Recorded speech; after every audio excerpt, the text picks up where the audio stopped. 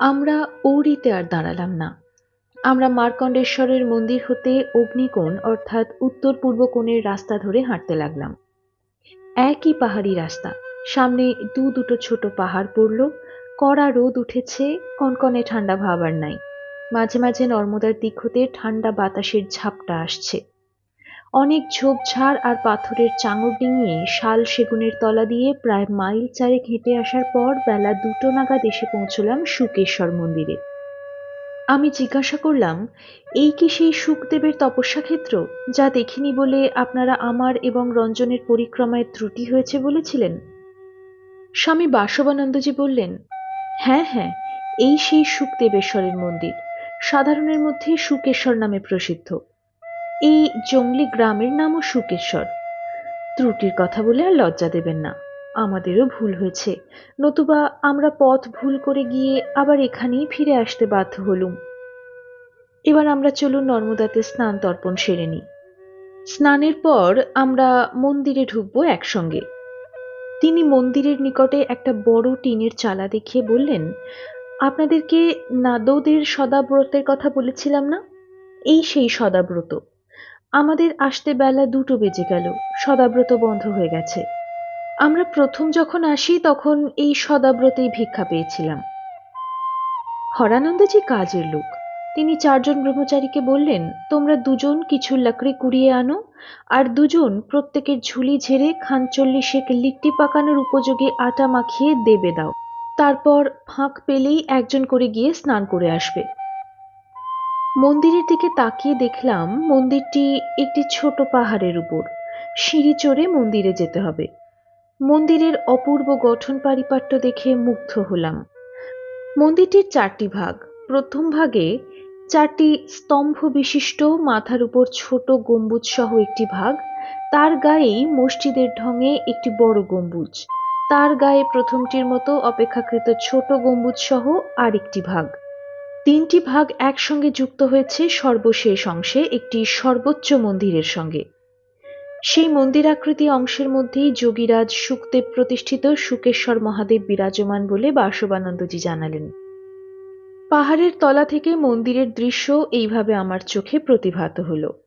অন্যান্য সন্ন্যাসীরা নর্মদার ঘাটে নেমে স্নান তর্পণ করতে লেগে গেছেন। আমিও স্নান করতে নামলাম। ঘাটে বড্ড বেশি ঠান্ডা হাওয়া। কোনো মতে স্নান সেরে গরম জামা, সোয়েটার ও আলখাল্লা পরে নিলাম। তারপর কমণ্ডলু ভরা জল নিয়ে সবাই উঠতে লাগলাম সিঁড়ি ভেঙে। স্বামী হিরণময়ানন্দজি আমাদের আগে আগে যেতে যেতে বললেন, चलिए, क्या किया जाएगा, उधर सीढ़ियां चढ़कर ही जाना होता है। मंदिर के पास में मार्कंडेय स्थापित मार्कंडेश्वर जी का एक छोटा सा मंदिर भी है। मूल मंदिर के दाहिना तरफ बाएं तरफ देखिए, शुक्रेश्वर जी का भोग घर, उसके नीचे में एक गुफा भी है। সিঁড়ি ভেঙে মূল মন্দিরে ঢুকতে গিয়ে দেখি প্রবেশ পথেই 2টি মর্মর মূর্তি, একটি শুকদেবের আর একটি স্বয়ং ব্যাসদেবের। শুকদেবের বালক মূর্তি, কিন্তু ব্যাসদেবের মূর্তি জটাজুটো। ব্যাসদেবের নিচেই একটি বেদির উপর আর একটি মূর্তি, দীর্ঘ শ্মশ্রু, তারও মাথায় জটা ভার। তিনি পায়ের উপর পা তুলে বসে নর্মদা প্রবাহের দিকে তাকিয়ে আছেন। হিরণময়ানন্দজি বললেন, ওই মূর্তি মহামুনি মার্কণ্ডেয়ের। আমরা জল ভরা কমণ্ডলু হাতে প্রথমাংশের হল পেরিয়ে দ্বিতীয় অংশে প্রবেশ করে দেখি মন্দিরের গাত্র বেয়ে একটি বেলগাছ তার ডালপালা সহ মন্দিরের হলকে প্রায় ঢেকে ফেলেছে। বেলগাছের ডাল সরিয়ে সরিয়ে তৃতীয় অংশের হল অতিক্রম করে শুকেশ্বরের মূল মন্দিরে প্রবেশ করলাম। শুকদেব প্রতিষ্ঠিত শিবলিঙ্গটি উজ্জ্বল কৃষ্ণবর্ণ। আমরা শিবের মাথায় জল ঢালবার উপক্রম করতেই আমাদের কানে ঢুকলো কেউ যেন আমাদের কানে মন্ত্র শোনাচ্ছেন। ওং সর্বায় ক্ষিতিমূর্তয়ে নমঃ, ওং ভবায় জলমূর্তয়ে নমঃ, ওং রুদ্রায় অগ্নিমূর্তয়ে নমঃ, ওং উগ্রায় বায়ুমূর্তয়ে নমঃ, ওং ভীমায় আকাশমূর্তয়ে নমঃ, ওং পশুপতয়ে যজমানমূর্তয়ে নমঃ, ওং মহাদেবায় সোমমূর্তয়ে নমঃ, ওং ঈশানায় সূর্যমূর্তয়ে নমঃ। মন্ত্রের অর্থ থেকেই বোঝা যায় মন্ত্রগুলি মহাদেবের অষ্টমূর্তির প্রণাম মন্ত্র। আমরা ওই মন্ত্র উচ্চারণ করেই মহাদেবের মাথায় জল ঢাললাম এবং প্রণাম করলাম। কিন্তু এই মন্ত্র উচ্চারণ করলেন কে? তাকে তো কেউ দেখতে পেলাম না। প্রত্যেকেই পূজা করে বেরিয়ে আসার পথে এদিক ওদিক তাকাতে লাগলাম, কিন্তু কারো দর্শন পাওয়া গেল না। আমরা মন্দিরের চাতালের উপর দাঁড়িয়ে আছি, এমন সময় দেখতে পেলাম হরানন্দজি কমণ্ডলু নিয়ে দ্রুত সিঁড়ি বেয়ে উপরে উঠে আসছেন শুকেশ্বর মহাদেবের পূজা করতে। তিনি মন্দিরে গিয়ে দ্রুত মহাদেবের মাথায় জল ঢেলে ফিরে এলেন। ফিরে আসতে হিরণময়ানন্দজি তাকে ব্যগ্র কণ্ঠে জিজ্ঞাসা করলেন, আপনি কোই মন্ত্রবাণী শোনা হ্যাঁ, কোই দৈববাণী? হরানন্দজি তার কথায় হতভম্ব হয়ে তাকিয়ে থাকতেই আমি সংক্ষেপে ঘটনাটি তাকে খুলে বললাম। তিনি হো হো করে হাসতে হাসতে বললেন, না, আমাকে কেউ মন্ত্র শোনায়নি। আপনারা সব বড় সাধক তো, তাই স্বয়ং মার্কণ্ডেয় মুনি বা শুকদেবজি আপনাদেরকে পূজার মন্ত্র শুনিয়ে গেছেন। ঢের হয়েছে, এখন নিচে গিয়ে লিট্টি ভোজন করে আমাকে ধন্য করবেন, চলুন। তার সঙ্গে নিচে নেমে আমরা লিট্টি ভোজন করে যে যার গাঁটরে নিয়ে আবার সিঁড়ি ভেঙে উপরে উঠে এলাম। মন্দিরের চাতালে ঝোলা গাঁঠরি রেখে পাহাড়ের উপর থেকে চারদিকের অপরূপ শোভা উপভোগ করছি, এমন সময় সন্ধ্যারতি করার উদ্দেশ্যে পুরোহিত মশাই এসে উপস্থিত হলেন। তিনি দণ্ডী সন্ন্যাসীর দলকে দেখেই প্রশ্ন করলেন, ফের আপ লোগ ইতনি তুরন্ত वापस आ गए कैसे? বাসবানন্দজি পথের বিভ্রাটের কথা তাকে জানালেন।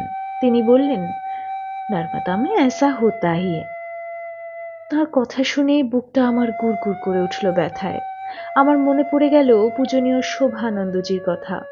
হায়, সেই স্নেহময় মানুষটার সঙ্গে হয়তো আর এ জীবনে দেখাই হবে না। তিনিও কথায় কথায় বলতেন, নর্মদা মে ऐसा होता ही है। পুরোহিতজিকে আমি জিজ্ঞাসা করলাম, এই শুকেশ্বরের সোজাসুজি উত্তর তটে যে কয়েকটি মন্দির দেখা যাচ্ছে, দয়া করে তার কিঞ্চিৎ আভাস পরিচয় দিন। নর্মদার মধ্যে যে একটি ছোট্ট দ্বীপের মতো স্থান দেখা যাচ্ছে, ওটাই বা কি? যদিও মা নর্মদার দয়ায় আমি উত্তর তট পরিক্রমা করে এসেছি, তবুও গাছপালায় ঘেরা পাহাড়ি জায়গায় সঠিক পরিচয় এপার থেকে চিনতে পারছি না। হয়তোবা আবার ওপারে গেলেও এপারকে ওপার থেকে ঠিকভাবে চিনতে পারবো না। তিনি বললেন, नर्मदा माई के चारों तरफ पहाड़ और जंगल से घिरा हुआ है, इसी वास्ते नए आदमी ऐसा विभ्राट में पड़ जाते हैं। हम लोग हर वक्त देखते हैं, इस वास्ते बेशक पहचान लेते हैं। खैर, उस पार उत्तर तट में वरकाल ग्राम है, उधर संकर्षण तीर्थ है। श्री कृष्ण भगवान के भाई श्री बलराम जी ने उस स्थान में तप किया था। वहां यज्ञवट भी है। वहां से कुछ दूर में प्रेम तीर्थ है, जहां सूर्य नारायण की पत्नी प्रभा ने तप करके प्रेमेश्वर महादेव की स्थापना की थी। उसी मंदिर का चूड़ा इधर से दिखाई देता है। नर्मदा के बीच में जो छोटा सा द्वीप दिखाई देती है, उस द्वीप का नाम है व्यास तीर्थ। वहां वेद व्यास ने तप करके चारों वेदों में पारंगम हुए थे। उनके स्थापित व्यासेश्वर महादेव को भी मंदिर दिखाई देते हैं। उत्तर तट में पिताजी और यहाँ दक्षिण तट में उनका लड़का तप करके सिद्ध प्राप्त हुए थे। তার কথা শেষ হতে না হতেই বাসবানন্দজি বলে উঠলেন, উত্তর তটে তো আমরা যাচ্ছি না, কাজেই ওপারের সম্বন্ধে মেলা কথা শুনে আমরা কি করব? আমরা গুরুদেবের মুখে শুনেছিলাম, এইখানে শুকদেব নাকি মাত্র 8 বছর বয়সে এসেছিলেন এবং 100 বছর ধরে তপস্যা করায় মহাদেব প্রসন্ন হন। বর দিতে চাইলে তিনি নিজের মুক্তি চান এবং এই তীর্থ থেকে নিরন্তর ভক্তের অভীষ্ট পূরণের বর প্রার্থনা করেন। এখানে নাকি ব্রহ্মা বিষ্ণু মহেশ্বর সর্বদা থাকেন। এসব কথা কি সত্য? যদি এসব কথা সত্য হয়, তাহলে আপনাকে সরাসরি জিজ্ঞাসা করছি, আপনার তো জন্ম কর্ম এইখানেই। গতবারে আপনি বলেছিলেন কিশোর বয়স হতেই ভগবান শুকদেবেশ্বরের পূজায় রত আছেন। শুকদেব ব্রহ্মা বিষ্ণু মহেশ্বরের নিরন্তর বিদ্যমানতা সম্বন্ধে যেসব কথা শোনা যায়, সে সম্বন্ধে আপনার কি কোনো প্রত্যক্ষ অনুভব আছে? তাকে আর জবাব দিতে হলো না। তার পূর্বেই মন্দির থেকে কেউ যেন বলে উঠল, হ্যাঁ হ্যাঁ, যে কেউ কায় মনোবাক্যে এখানে শিবগত প্রাণ হয়ে পড়ে থাকলে শুকদেব এবং মহাদেবের সহজেই দর্শন লাভ করতে পারেন, এ কথা ধ্রুব সত্য। আমরা সকলেই চমকে উঠলাম। সন্ধ্যা হয়ে আসছে। আমাদের চোখে মুখে বিহ্বলতা লক্ষ্য করে পুরোহিতজি বললেন, আপনারা ঘাবড়াবেন না। আপনারা পরশু এখান থেকে চলে যাবার পরেই একজন নাঙ্গা অবধূত এখানে এসে পৌঁছেছেন। তিনি মন্দিরের পিছনেই একটি ক্ষুদ্র প্রকোষ্ঠের মধ্যেই আসন পেতেছেন। এই প্রচণ্ড শীতেও তাঁর আপাদ মস্তক নগ্ন। তিনি থেকে থেকেই মহাদেবের অষ্টমূর্তির প্রণাম মন্ত্র আওড়ান। এই বলে তিনি মন্দিরের দিকে তাকিয়ে হাতজোড় করে বললেন, ভগবান, আপনি বাইরে বেরিয়ে এসে এদেরকে দর্শন দিন। তার কথা শেষ হতে না হতেই মহাত্মা মন্দিরের ভিতর থেকে বাইরের চাতালে এসে দাঁড়ালেন। প্রায় 6.5 ফুট লম্বা দীর্ঘদেহী মহাত্মার সর্বাঙ্গে কোথাও কোনো গাত্রাবরণ নেই। অস্ফুট কণ্ঠে বলে চলেছেন, রেবা রেবা রেবা। পুরোহিতজি বললেন, ইনি শূলপাণীশ্বর মহাদেবের স্থানে যেতে চান, পথঘাট এর নখদর্পণে।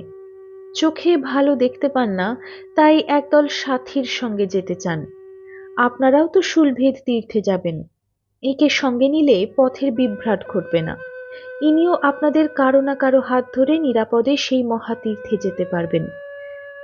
সঙ্গে সঙ্গে হরানন্দজি ঝাঁঝিয়ে উঠলেন, না না, আমরা কাউকে সঙ্গে নিতে পারবো না। পথের ভুল হলেও, ভুলের জন্য এরকম পথে ঘুরপাক খেতে হলেও আমরা কোনো কানাখোঁড়ার দায়িত্ব নিতে পারবো না। এই বলে নিজের ঝোলা গাঁঠরি তুলে নিয়ে পুরোহিতজিকে বললেন, আমরা আগেরবারে মন্দিরের তৃতীয় অংশের যে হলঘরে ছিলাম, আমরা সেই ঘরেই তাহলে আসন পাচ্ছি। জরুর, ইয়ে আপকা হি স্থান হ্যায়। এই বলে পুরোহিতজি আরতির জন্য মন্দিরের মধ্যে ঢুকলেন। আমরা তার পিছনে পিছনে গিয়ে হরানন্দজির ঈপ্সিত হলঘরে গিয়ে যে যার ঝোলা গাঁঠরি রেখে মহাদেবের সামনে এসে দাঁড়ালাম আরতি দেখতে। মন্দিরের প্রত্যেক প্রকোষ্ঠে বড় বড় মোমবাতি জ্বলছে।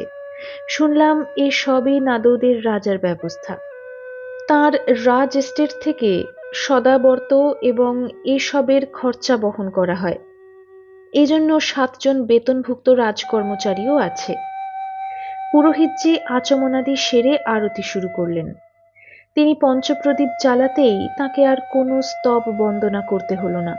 সেই নাঙ্গা অবধূত গম্ভীর কণ্ঠে উচ্চারণ করতে লাগলেন, ওং সর্বায় ক্ষিতিমূর্তয়ে নমঃ, ওং ভাবায় জলমূর্তয়ে নমঃ, ওং রুদ্রায় অগ্নিমূর্তয়ে নমঃ, ওং উগ্রায় বায়ুমূর্তয়ে নমঃ, ওং ভীমায় আকাশমূর্তয়ে নমঃ, ওং পশুপতয়ে যজমানমূর্তয়ে নমঃ, ওং মহাদেবায় সোমমূর্তয়ে নমঃ, ওং ঈশানায় সূর্যমূর্তয়ে নমঃ। মন্ত্রোচ্চারণের সঙ্গে সঙ্গে তিনি কৃতাঞ্জলি পুটে কখনো অর্ধনত মস্তকে প্রণামের মুদ্রাও দেখাতে লাগলেন। আমি মহাদেব এবং তার আরতি দেখার পরিবর্তে নাঙ্গা সাধুর নাচ বা প্রণামের মুদ্রায় নিরীক্ষণ করতে লাগলাম। আমার মনে তখনও জেগেছে মহাত্মা প্রলয়তাশ্চীর শ্রীমূর্তিটি। তিনি নন তো? সেই রকমই দীর্ঘদেহী, সেই রকমই চোখের ভঙ্গি, সেই রকমই চোখে দোষ আছে বলছেন। হতে পারে মহাত্মা প্রলয়দাসজি তো যে কোনো মূর্তিই পরিগ্রহ করতে পারেন। এই কথা মনে উদয় হওয়া মাত্রই আমার গা থরথর করে কাঁপতে শুরু করেছে। ঘণ্টা, ডম্বরু এবং মৃদঙ্গের বাজনা শেষ হতেই আমি সাষ্টাঙ্গে প্রণামের অজুহাতে শুয়ে পড়লাম মেঝেতে। আরতি শেষ হতেই সেই নাঙ্গা অবধূতকে আর দেখতে পেলাম না। তিনি তার নির্দিষ্ট প্রকোষ্ঠে চলে গেছেন। সেখান থেকে তিনি বলে চলেছেন, আমরা সেখানে দাঁড়িয়ে স্পষ্ট শুনতে পাচ্ছি, ক্ষিতি, অপ, তেজ, মরুত, বোম, এই পঞ্চভূত চন্দ্র, সূর্য ও যজমান শিবের অষ্টমূর্তি। মায়াযুক্ত জীব হল পশু, যজমান যার প্রতীক। তার পতি পশুপতি, তিনি পাশ ছেদন করে যজমানকে উদ্ধার করে থাকেন। সেই জন্য পশুপতয়ে যজমান মূর্তয়ে নমঃ।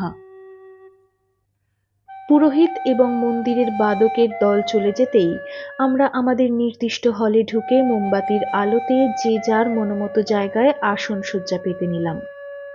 বাসবানন্দজিকে খোঁচা মেরে হরানন্দজি মন্তব্য করলেন, কি হে দোস্ত, সামনাসামনি দাঁড়িয়ে তো নাঙ্গা সাধুর কণ্ঠস্বর শুনলে, একই কণ্ঠস্বর কিনা, অথচ তোমরা তো মনে করলে দৈববাণী শুনছ। ভক্তদের এই ভাব গদগদানি অবস্থার জন্যই ধর্মরাজ্যে ভণ্ডামি প্রশ্রয় পেয়েছে। সেই রন্ধ্রপথেই এত অলৌকিকত্বের গল্প দানা বেঁধে উঠতে পেরেছে। মনে হয় বেটা ভেন্ট্রিলোকুইজম জানে। কৌশল করে তীর্থপথে আমাদের ঘাড়ে চাপতে চায়। তুমি খেপেছ নাকি? আমরা কিছুতেই ও বেটাকে সঙ্গে নেব না। কানা আবার পথ দেখাবে কি? কামরূপ মঠের দণ্ডিকে এভাবে ধোকা দেওয়া যায় না। একসঙ্গে বলে উঠলেন বাসবানন্দজি এবং হিরণময়ানন্দজি। এইবার শুরু হলো প্রচন্ড ঠান্ডা নিয়ে হা হা হু হু। ঘরের দুদিকে দুটো জানালা, কিন্তু কোনোটাতেই পাল্লা নাই। হু হু করে ঠান্ডা বাতাস ঢুকছে নর্মদার দিক থেকে। যার কাছে যা ছিল কম্বল সোয়েটার সব চাপিয়েও সবাই কাঁপতে লাগলাম। হরানন্দজি বললেন, শীত কালকের মতোই, কিছুমাত্র কম নয়। এই জবর ঠান্ডাই পাহাড় পর্বতবাসী সাধুদেরকে গঞ্জিকাসেবী হতে বাধ্য করে। গত ৩-৪ দিনের মধ্যেই ঠান্ডার প্রকোপে আমার হাত পা ফেটে গেছে। শুলপানিতে যখন পৌঁছবো তখন হয়তো গা ফেটে রক্ত ঝরবে। হরানন্দজিকে দেখছি তিনিই যেন শীতে বড় বেশি কাবু হয়ে পড়েছেন। রঞ্জনকে ঠেলা দিয়ে বললেন, ভায়া, কালকের মতো মন মাতানো গান আজও একটা কষ্ট করে গাও। গান শুনতে শুনতে যদি ঘুম এসে যায় তাহলে বাঁচি। রঞ্জন কম্বল মুড়ি দিয়ে বসে গান শুরু করলো। একলা ফেলে রেখো না প্রিয়তম, তুমি জাগো, তুমি জাগো। আধার মানুষ মন্দির মোর, তুমি জাগো, তুমি জাগো। নিশিদিন মরি ঘুরে, তোমা হতে দূরে দূরে। ব্যথা ভরা হৃদিপুরে, তুমি জাগো, তুমি জাগো। গান শেষ হলো। সকলেই শুয়ে শুয়ে নিদ্রার সাধনা করছেন। অতিরিক্ত ঠান্ডার জন্য কেউ ঘুমোতে পারছেন না। হরানন্দজি উহু কু কু করতে করতে বলে উঠলেন, শীতে দাঁত কপাটি লেগে যাচ্ছে। একটু বুদ্ধি করে ব্রহ্মচারীদেরকে দিয়ে কিছু কাঠ কুড়িয়ে এনে এখানে আগুন জ্বালাতে পারলে বেশ ঘর গরম হতো। কাল যদি এখানে থাকতে হয় এই ঘরে আগুন জ্বালবই। শীতে দাঁত কপাটি লেগে যাচ্ছে। মোমবাতিটা নিভু নিভু হয়ে আসছে দেখে আমি তাড়াতাড়ি ঝোলা হাতড়ে কিঞ্চিৎ সংখিয়া মুখে ঢাললাম। হরানন্দজিকেও হাঁ করতে বললাম। তার মুখে দিতেই তিনি বলে উঠলেন, এই পরমাণু পরিমাণ কি জিনিসটা মুখে দিলেন? এ কি কোনো হোমিওপ্যাথিক পাউডার? স্বাদ কিন্তু মিষ্টি নয়, মুখে দিতেই মিলিয়ে গেল। বললাম, চুপ করে ঘুরঘাড় হয়ে শুয়ে থাকুন। কিছুক্ষণ পরেই ওই পরমাণু পরিমাণ জিনিসের প্রভাব অনুভব করতে পারবেন। তিনি কমণ্ডলু হতে কিঞ্চিৎ জল মুখে ঢেলেই শুয়ে পড়লেন। অল্পক্ষণ পরেই তার নাক ডাকতে লাগলো। আমিও ঘুমিয়ে পড়লাম। অঘরে ঘুমিয়েছিলাম, হঠাৎ আমাকে ঠেলা মেরে বললেন, আপনার পরমাণু পরিমাণ সেই কিঞ্চিৎ দ্রব্যের কি প্রভাব রে ভাই? আমার আর এখন শীতই লাগছে না। কি জিনিস ভাই, নামটা বলুন। আমি বললাম, সকালে কোনো এক সময় একান্তে বলবো খুন, এখন ঘুমোতে দিন। এখনকার বৈজ্ঞানিকরা এবং পূর্বকালের কোনো কোনো ঋষি কি সাধে বলেছেন, পরমাণু অনন্ত বীর্য, অনন্ত শক্তি সম্পন্ন। নাগাসাকি হিরোশিমাতে এই পরমাণুর বিস্ফোরণ ঘটিয়ে আমেরিকার দুর্ধর্ষ শক্তি সম্পন্ন জাপানকে কাবু করে দিল। গত মহাযুদ্ধের সময় সেই সব বিবরণ তো কাগজে নিশ্চয়ই পড়েছেন। আমাদের এই পরমাণু বিষয়ক কথা বলতে বলতে ২-৪ বার যে পরমাণু শব্দ উচ্চারণ করলাম, তার জের শেষ হতে না হতেই আমরা শুকেশ্বর মন্দিরের দিক হতে সেই নাগা অবধূতের কথা শুনতে পেলাম। তিনি সশব্দে বলে চলেছেন, পরমাণুর পাশ্চাত্য নাম অ্যাটম।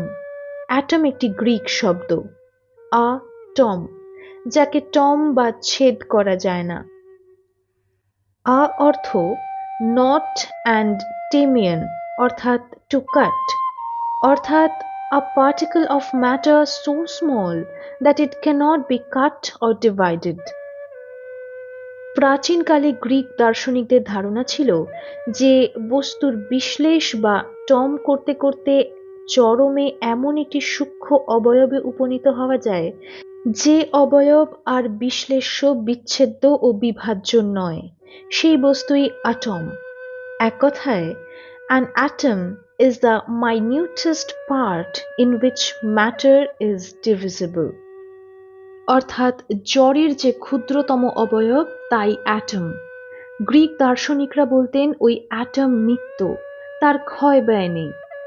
এ ধারণা আমাদের দেশের ন্যায় বৈশেষিকের সিদ্ধান্তের অনুরূপ। মহর্ষি গৌতমের সূত্রে আছে না আনুনিত্যত্বাৎ, অর্থাৎ পরমাণু নিরবয়ব ও নিত্য। পৃথিবী আদি চতুর্ভূতের যার সর্বাপেক্ষা সূক্ষ্ম অংশ, যে সূক্ষ্ম অংশের উৎপত্তি বিনাশ বিকার পরিণাম নাই, তাই হল কণাদ ও গৌতমের মতে বৃহৎই হোক কিংবা সর্ষের দানার মতো ক্ষুদ্রই হোক, তার অবয়ব পরম্পরার বিভাগ করতে করতে এমন কোনো সূক্ষ্ম অংশে ওই বিভাগের বিশ্রাম হয় যার আর বিভাগ বা অংশ হয় না, সেই অতি ক্ষুদ্র অংশই পরমাণু। বাৎসায়নের মতে ওই চরম বিভাগ নিরাশ্রয় নয়, অলিক নয়। বিভাগস্য বিভাজ্যমান হানির নোপদ্যতে। যে দুটি দ্রব্য ওই চরম বিভাগের আধার বা আশ্রয়, তাকেই পরমাণু বলা হয়। ন্যাংটা সাধুর কণ্ঠস্বর নীরব হল।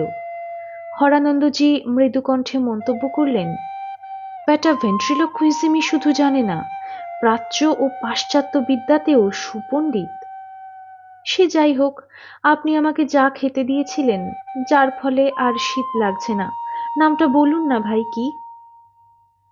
তার পীড়াপিড়িতে শেষ পর্যন্ত আমি বললাম, ওর নাম সংখ্যা ভস্য, এক কথায় সেঁকো বিষ। সাধু সন্ন্যাসীদের কেউ কেউ নানাবিধ রাসায়নিক ক্রিয়ায় সেঁকো সাপের প্রাণঘাতী বিষকে প্রাণপ্রদ রসায়নে পরিণত করতে পারেন। তারই তিল পরিমাণ মুখে ফেলে প্রচণ্ডতম শীতকেও কাবু করেন।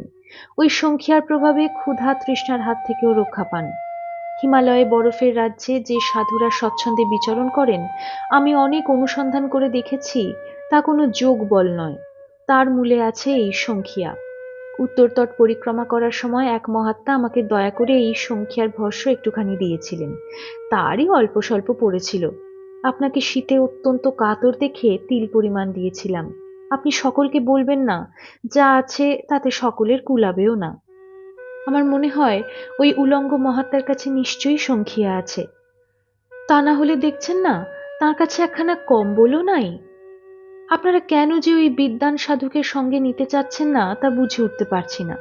উনি আপনাদের কাছে কি দোষ করলেন?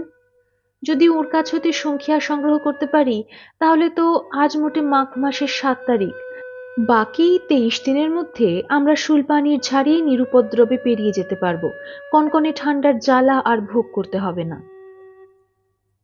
আমার কথা শুনে হরানন্দজি কতকটা নরম হলেন বলে মনে হলো। বললেন, সকাল হোক, হিরণময়ানন্দজি এবং বাসবানন্দজির সঙ্গে কথা বলে দেখি। চারদিকে গাছপালার কাক কোকিলের ডাক শুনে বুঝলাম চারদিক কুয়াশার জন্য অন্ধকারে ঢেকে থাকলেও সকাল হয়ে গেছে। ধীরে ধীরে সকলেই জেগে উঠে যে যার অভীষ্ট দেবতার স্তুতি পাঠ করতে লাগলেন বিছানাতে বসে বসেই। ক্রমে সূর্যোদয়ের আভাস ফুটে উঠল। রঞ্জনের ঘড়িতে 6:30 বাজতে আমরা সবাই যে যার আসন সজ্জা গুটিয়ে পাহাড় হতে নেমে গেলাম প্রাতকৃত্য সারতে। নর্মদাতে স্নান তর্পণাদি সেরে হরানন্দজি রণছোড়জির মন্দির দেখিয়ে আনলেন। শুকেশ্বর মন্দিরে পৌঁছেই দেখি গুজরাট থেকে একদল যাত্রী এসেছেন। তাদের সঙ্গে আছেন 4 জন वेदविद ब्राह्मण। पुरोहित जी আমাদেরকে দেখেই বললেন, आज भी आप लोगों को इधर ही रहना होगा। ये लोग 4 वेदज्ञ ब्राह्मण लेकर आए हैं, यज्ञ करेंगे। नर्मदा तट में वैदिक यज्ञ कैसा होता है, मौका जब मिल गया तो देख लीजिए। आपके साथियों के साथ बातचीत हो चुका है, वो आज ठहरेंगे, हमारे साथ वादा हो चुका है।